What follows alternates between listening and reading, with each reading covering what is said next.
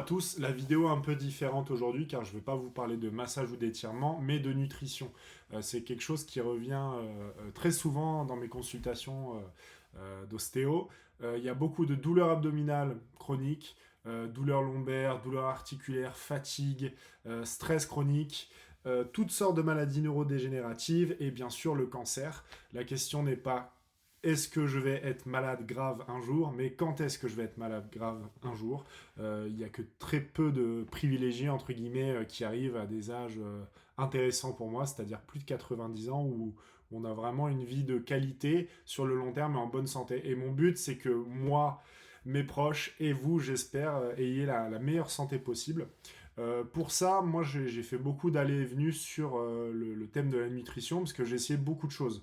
Je m'appuie forcément sur des études médicales qui me permettent de tester des choses, mais pour moi, le plus important, c'est de faire par soi-même et de voir comment on réagit. Bien sûr, ce que je fais pour moi n'est pas forcément applicable pour vous, mais c'est une bonne ligne directrice, une bonne chose à tester. Et bien sûr, ce qu'un homme peut faire au niveau alimentaire va être différent pour une femme parce que hormonalement nous sommes différents, ce qui fait que tout est à prendre avec des pincettes, mais mon but c'est vraiment de vous ouvrir un petit peu sur ce sujet là. J'en viens à mon sujet principal qui est le jeûne intermittent et la diète avec une faible dose de sucre et de sucre lent, donc qu'on appelle carbohydrate en anglais. Le cœur de ça, c'est que selon tout ce que j'ai lu et selon ma propre expérience, mes analyses de sang, etc., et mon corps actuel, je suis intimement convaincu que la source des maladies cardiovasculaires, des cancers et maladies neurodégénératives, ainsi que de l'obésité, du cholestérol, etc., est liée fortement à la consommation de sucre et de sucre lent. Donc bien sûr, certains sucres et certains sucres lents. Grosso modo, tout ce qui n'est pas naturel est un cancer. On va regarder ensemble cette petite vidéo et puis on va en parler ensuite. C'est en anglais, je ferai un peu de traduction et puis on va voir ça ensemble. It's just that we're doing everything we possibly can to induce it. Because I was like everybody else, I thought cancer was a genetic disease, and we. Donc il nous dit qu'il pensait que le cancer était une maladie génétique. Et ce qu'il dit aussi au tout début, c'est que nous faisons tout ce qui est en notre pouvoir pour attraper le cancer. Alors, peu d'hydratation, peu d'activité physique, sédentarité, alimentation concentrée essentiellement sur des produits transformés, tabac, alcool, eau de mauvaise qualité, air de mauvaise qualité, et j'en passe. He published a paper in that how high your blood sugar is determines how fast your tumor will grow. Ce qu'il nous dit, c'est qu'il détermine exactement la quantité de sucre dans le sang, à quel point la tumeur grossit vite. Donc on a un lien de causalité directe entre quantité de sucre et croissance du cancer. The higher your blood sugar, the faster the tumor grows. The lower the blood sugar, the slower the tumor. Ce qui est important aussi, c'est qu'il va nous dire en fait que plus le taux de sucre est bas, plus la tumeur perd en expansion et en grosseur. Et ça, c'est très important, parce que du coup, on a tout de suite une idée sur la thérapie dès lors qu'on va avoir un cancer.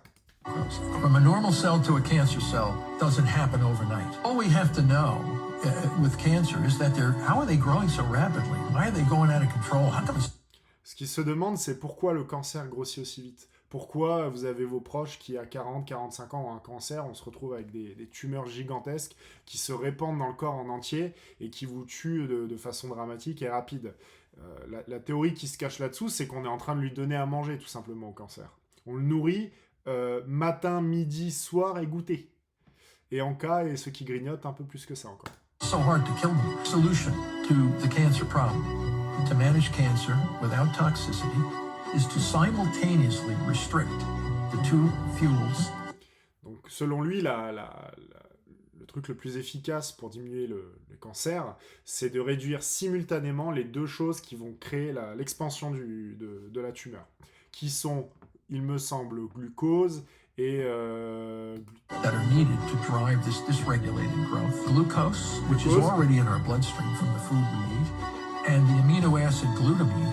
Et la glutamine, pardon, je m'étais trompé de nom. stopped eating and we took a low carbohydrate diet and just lived. Et là, on revient sur ce que je vous ai dit. L'important, c'est d'arrêter de manger. Et dans un second temps, d'avoir une diète avec un très faible taux de carbohydrates, donc de féculents, de sucre lent. Water-only fasting, we would get into nutritional ketosis. The tumor cells have a Ce qu'ils nous disent, c'est que derrière, on va arriver sur la cétose. Donc la cétose, je vais vous trouver une définition très simple, ce sera plus facile à comprendre. C'est un état naturel métabolique dans lequel le corps brûle principalement des graisses pour produire de l'énergie au lieu du glucose. On va avoir, suite au jeûne et suite au jeûne intermittent, cet état de cétose qui va s'enclencher, ce qui va nous permettre d'avoir perte de poids, donc perte de graisse, surtout la graisse viscérale. Beaucoup d'études nous disent que graisse viscérale, cancer, amélioration diabète de type 2, réduction inflammatoire, stress oxydatif, meilleure clarté mentale et énergie stable. Donc on n'a pas ces pics d'énergie dans la journée. Vous savez, le fameux pic après avoir mangé le midi, où on n'a aucune énergie. Moi, personnellement, étant donné que je ne mange que très peu, eh bien, je n'ai pas cette perte de forme, alors que je ne mange pas. Et c'est là qu'on va avoir une conception un petit peu différente de l'alimentation. On note aussi des améliorations sur l'épilepsie, maladies neurodégénératives, Alzheimer, Parkinson, ça c'est ce dont je vous parlais avant, études, bien sûr, sur le cancer, et une amélioration de la performance sportive. Donc il n'y a que des avantages à ce type de choses, aucun inconvénient, aucun effet secondaire, et surtout ça ne vous coûte rien et ça ne rapporte rien à personne. Il y a quand même ce truc qu'il faut entrer dans votre tête, c'est que ce que vous faites de votre corps et ce que vous mettez dans votre corps, c'est ce qui va faire votre longévité et votre santé. La plupart des gens qui viennent me voir en consultation, vous avez mal car vous bougez pas comme il faut et vous ne consommez pas ce qu'il faut. C'est toujours un signal d'alerte. Vous avez mal, vous vous sentez fatigué, c'est un signal d'alerte. C'est un cadeau presque que votre corps vous fait parce qu'il vous signale que vous êtes en train de faire quelque chose qui n'est pas bon pour vous. Donc, le protocole qui m'intéresse, que moi j'ai expérimenté beaucoup, il faut savoir que j'ai commencé par faire du jeûne intermittent, donc faire un repas de moins, c'est-à-dire que 18 heures par jour, je ne mange pas, 6 heures par jour, je mange. Donc la plupart du temps, c'est entre 13-14 heures et 19 heures, on va essayer de manger. Et le reste du temps, on ne va pas manger pour avoir ces étapes de cétose. Dans un second temps, j'ai commencé le jeûne. Un jour de jeûne, ensuite j'ai fait 2 jours, 3 jours, 4 jours. 4 jours, c'était plus pour me tester, c'est un peu excessif. L'idéal, c'est 72 heures. Donc j'ai fait ce type de jeûne, et grâce au jeûne intermittent que j'avais fait avant, et la baisse des carbohydrates, donc des sucres lents, ça m'a permis de tolérer très facilement le jeûne. Et plus je fais du jeûne, moins j'ai de mal à faire du jeûne. Et c'est très bon pour votre corps. Cela étant dit, j'ai trouvé un protocole qui décrit très bien ça et qui est un peu plus sourcé, mais grosso modo, c'est ce que je viens de vous expliquer. Donc, on est sur un jeûne de 72 heures pour régénérer le système immunitaire, système immunitaire de l'homme. Là-dessus, on va rentrer sur un autre concept. Donc, ce concept, c'est l'autodigestion, l'autophagie. L'autophagie, c'est notre prix Nobel Yoshinori Utsuomi, qui a eu son prix Nobel en 2016, qui nous en parle. L'idée étant que le corps est fait pour s'auto-réguler, s'auto-régénérer, s'auto-guérir.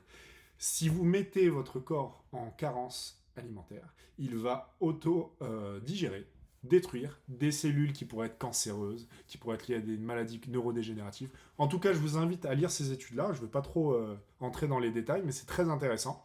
Grosso modo, le jeûne est bon pour votre santé, est gratuit et n'enrichit personne. Encore une fois, je le dis, c'est un des grands maux de notre société, je pense. Comme le tabac l'a été pendant un temps, maintenant c'est l'alimentation. Il faut vraiment se mettre dedans. Bon, je vous en embête pas plus. On regarde la suite.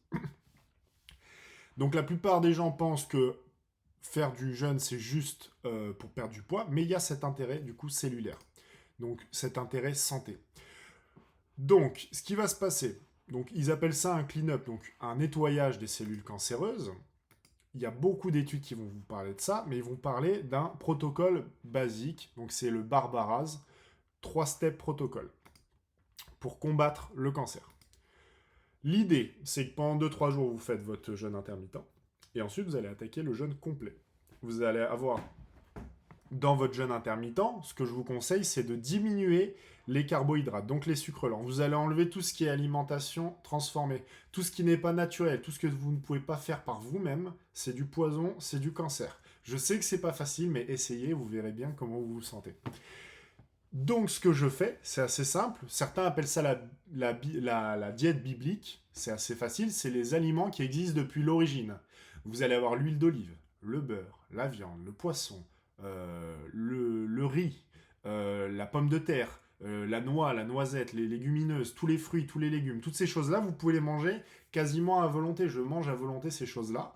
Mais juste en enlevant les sucres transformés, les pâtes, le pain blanc, toutes ces cochonneries, j'ai perdu 20 kilos, je suis passé de 130 kilos à 110, sans effort particulier et sans sensation de faim. Et ça, c'est ce qui est important à retenir. À partir du moment où déjà vous enlevez ces choses-là, vous allez avoir une facilité à ne pas manger et une facilité du coup à faire du jeûne intermittent et du jeûne complet pour vraiment avoir une santé de fer. Donc, première phase, les 24 heures. Dans les 24 heures, c'est là où c'est le plus dur parce que vous allez avoir très faim, vous allez avoir la sensation de manque de sucre. Parce que la sensation de faim, en réalité, qu'est-ce que c'est ? C'est le manque, comme un héroïnomane, de votre drogue. Et la drogue, ce qui tue le plus dans le monde, c'est le sucre.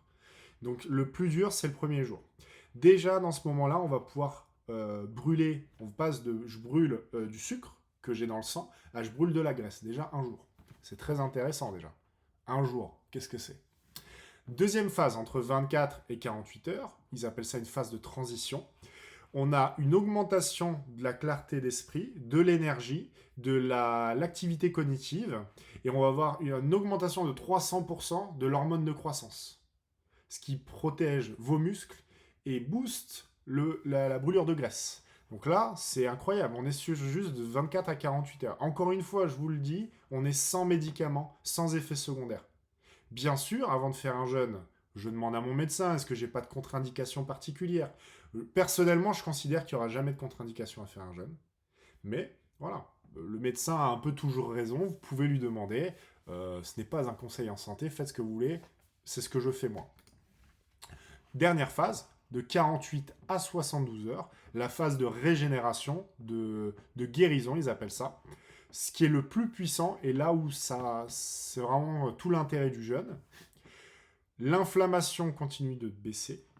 Les douleurs chroniques au niveau des joints baissent.